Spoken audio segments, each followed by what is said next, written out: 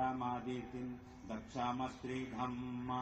अर्जामणम् वरुणगुं सोमव्रतेन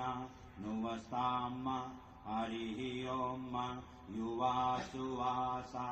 अपरिवीति आगात् सौश्रेयान् भवति जायमानः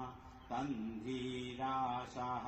कवय उन्नयन्ति स्वाध्यो मनसा देवयन्तः पुरुष एवेदगुं सर्वं यद्भूतं जक्षभाव्यम् उतामृतत्वस्ये नो जदन्ये नातिरोहति एतावानस्य महिमातो जायांश्च पुरुषः पादोस्य विश्वा भूतानि त्रिपा दस्यामृतं दिवि त्रिपादूर्ध्व उद